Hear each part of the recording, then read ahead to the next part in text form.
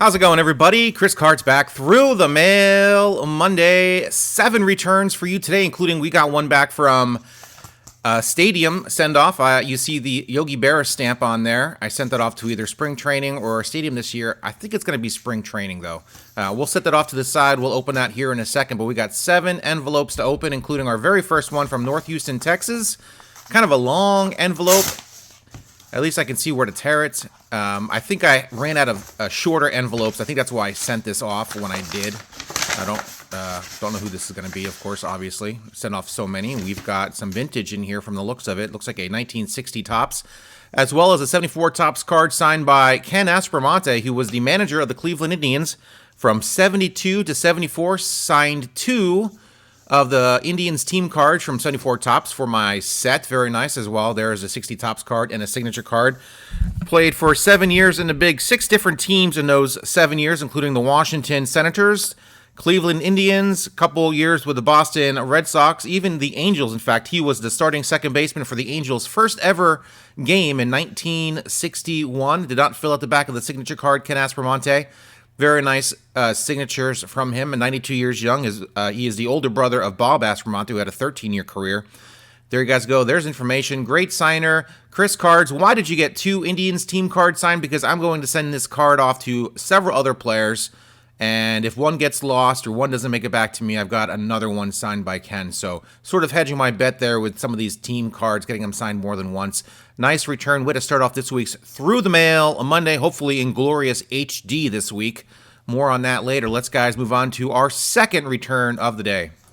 Oklahoma City, Oklahoma for return numero dos with my Life Magnified stamps, which is basically my stamp of 2024. Cut on top somehow. I'm not sure why some of these envelopes come cut on top, but I've gotten more than a few just like this. Let's carefully open this. Looks like we got some answered questions in here as well. Stamps went up a nickel yesterday, July 14th, 2024. Of course, they go up on a day when the post office is closed and you can't stock up. So hopefully everyone stocked up previous. I think this was their second hike of the year, actually. We got Lloyd Colson here. Lloyd Colson on a 71 Topps card, along with his Major League Baseball debut inscription. In fact, that was the only debut, his only game in the major leagues, played the last 2 innings for the Yankees in a game against the Tigers back in 1970. Let's check out his questionnaire here. He did not get too wordy on me. He says he gets 5 to 6 per week autograph requests. He doesn't really have any pet peeves, which is good to know. And what did you do after your pro career ended? He said he coached high school baseball for 13 years, then went into real estate, insurance, and did that for 20 years, and then went into ranching. So a lot of these guys get into real estate and insurance, which is kind of funny. I don't know if that's just easy or not, but a lot of guys do that. There you guys go. Lloyd Colson played in September 25th, 1970, a game against the Tigers, playing for the Yankees, pitched the last 2 innings, gave up 3 hits, 1 run, struck out 3. There's information. Bobby Mitchell passed away in 2019. Will not be able to get this completed, unfortunately. He was a good signer until his passing, so a lot of these cards out there probably completed, but I will not be one of those guys. And questionnaire answered. Very nice. I've been sending a lot of questionnaires off. I reworded my questionnaire, so basically I pretty much begged them not to answer if they did not want to answer. So I think a lot of these players are taking me up on that and not answering. So it wasn't exactly a very demanding request initially. I made it even less demanding, so a lot of these guys just aren't answering, which is fine. And those that do, very interested to hear their answers. So there you guys go. Return number 2, Lloyd Colson. Let's move on to return number 3. Return number 3, a rare return from the Southern Maine Processing and Distribution Center there in New England. And we have a couple cards in here from the feel of it. If I can get this open.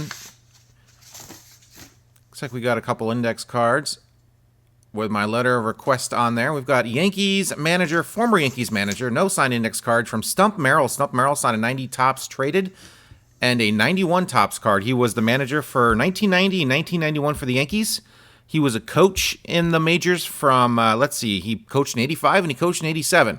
But organizationally speaking, he was with the Yankees for 38 years, and he was lucky enough to actually be a manager when the Topps was actually making manager cards. So I guess I shouldn't throw Topps under the bus. They made quite a few years of manager cards, so very nice to get this. I think I opened up a box of 90 Topps traded, and I pretty much dug out everybody that signed and took out their cards because those 90 Topps traded cards, those little complete sets, aren't really worth anything. They're a dime a dozen on eBay. So I figured I'd bust them open, and they're pretty colorful. I actually like getting these cards signed. So thought I'd get these signed. Stump signed them very well. He did play professionally. He did get drafted by the Phillies way back in 1966. Only 5'8", which, of course, given the nickname Stump, is probably a reason why he was called Stump.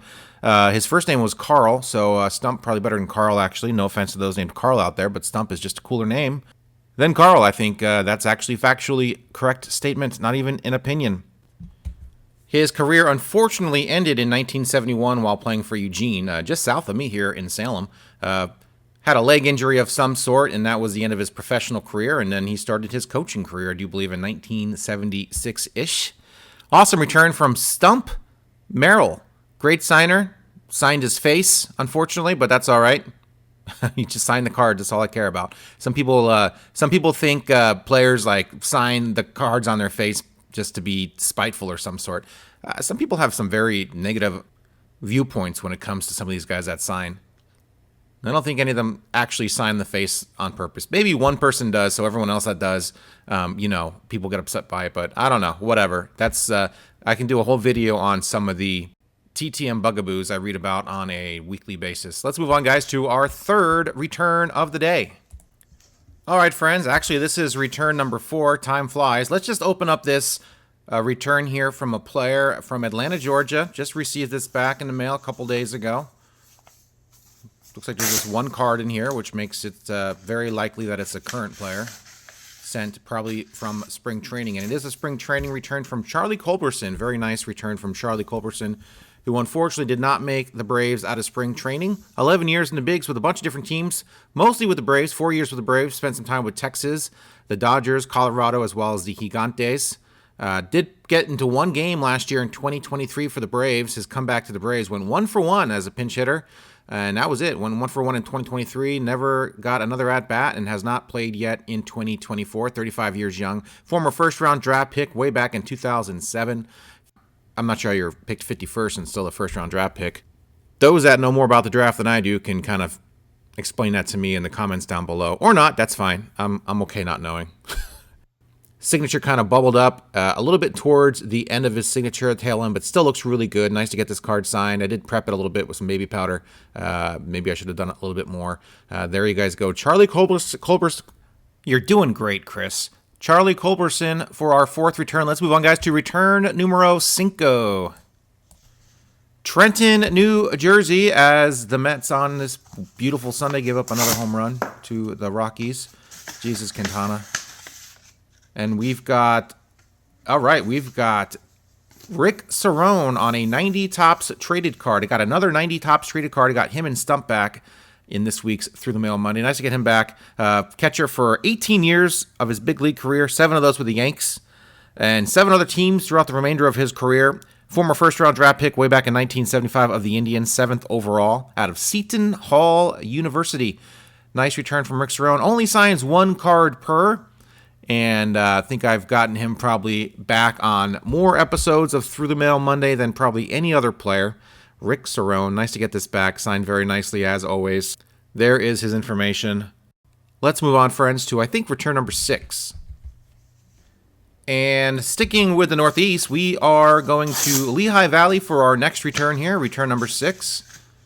Again, not many cards in here. Doesn't look like any index cards whatsoever. And we've got my inscription request here from Mr. Kevin Grabowski here on a Topps Total card, as well as Ramon Colon, who I don't think signs, but I'll keep an eye out for him, see if I can get that completed one of these days. Kevin Grabowski played 5 years in the bigs, got into 238 games as a reliever for the Braves, spent most of his time with the Braves, also got into a handful of games with the Nationals and Rangers. Kevin Grabowski, nice return from him. Another sort of modern player back. As of a few years ago, was the head coach at Wilkes-Barre University, his alma mater. I'm not sure if he's still the baseball coach there or not, but there you guys go. There's information. Mountaintop, PA. Coincidentally enough, he actually lived about a block and a half, 2 blocks from my brother's house when he lived in Mountaintop, PA, which is crazy. Actually, when I saw where I was setting this, I actually Google mapped it, and yeah, he's about 2 blocks from my brother, where he used to live when he lived in Mountaintop, PA, literally. So my brother's like, they used to walk a loop there quite regularly, and he walked by the house quite regularly. There was a little loop there that him and his wife would walk. So crazy how small the world is sometimes. I guess if you send enough requests out there, you're going to nail some of these people that are pretty close to you, or at least people you know. Let's move on, guys, to our final return of the day. All right, friends, final return to this week's Through the Mail Monday is from, looks like Pittsburgh, PA here, with an endangered species stamp, which I don't use very often.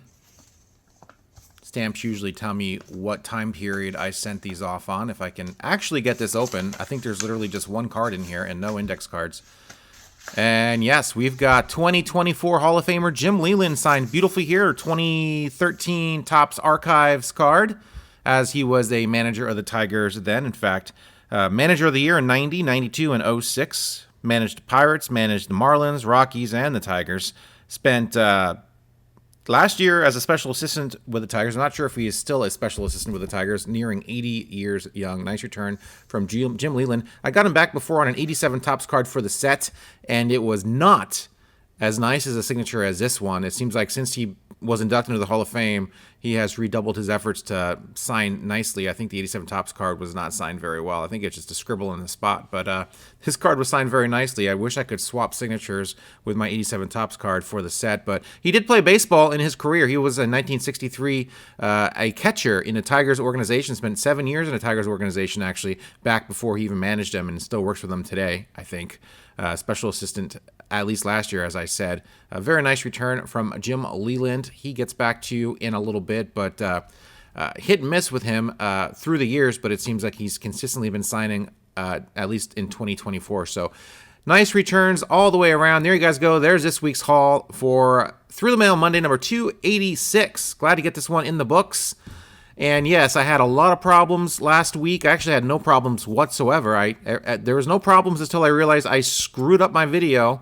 I went to make a movie in my Pinnacle Studio Ultimate Collection filmmaking software, and I think because I save everything on Dropbox. I got tons and tons of stuff on Dropbox. That way I don't use up all my room on my PC, my computer. I'm still a PC guy at 45 years young. Of course I'm a PC guy. So I went there, and I had about 10 or 11 free gigs of space left on my hard drive. I have extra hard drives, but my main hard drive had 10 or 11. So I was trying to make all my stuff offline only in Dropbox. So it's to save some space. My entire YouTube folder I made offline only, and that should be like hundreds of gigs of video files and stuff. And I went to do that, and it didn't work. Like, I didn't free up any room, and I realized my Dropbox is always like downloading and doing like hundreds of thousands of files. So I realized something was wrong. I kind of did a little bit of searching online and realized that my cache folder probably needed to be deleted. It's supposed to be automatically deleted every 3 days, but for whatever reason, it is not. So there was like 800 gigs of stuff in my cache folder. So I deleted all of that, and for whatever reason, I don't know what happened. I made my movie, and my movie, for whatever reason, deleting all that stuff, while I was deleting it, somehow it took up those remaining 9 or 10 gigs. So my file was going to be too big for my hard drive. So I think it automatically reduced the settings on my movie, on my make movie option in my software, to make it like super, like 144 or whatever it was. Absolutely terrible. In fact, I'm looking at it right now. It's 256 by 144. And so I did this last Saturday. I think I did it a little early. I was very proud of myself. Spent a lot of time on the video. Was very happy with it. Encoded it. Hit the encode button and literally walked away.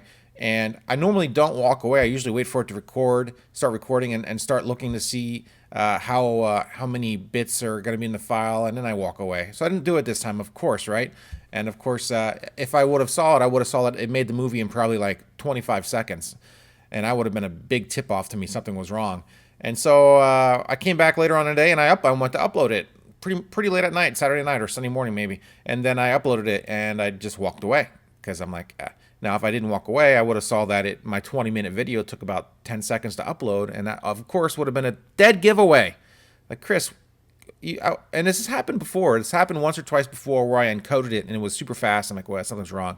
I'm not sure why. Maybe it was another space issue or what happened, but the settings got changed. And so, yeah, that was a bummer. And then I posted at 12 o'clock in the morning, as I usually do now on Monday. And people are like, yeah, it's screwed up. Some people were giving me advice on like how to make my files look better, which was cute because I've literally done hundreds of videos that all look, I think, pretty good.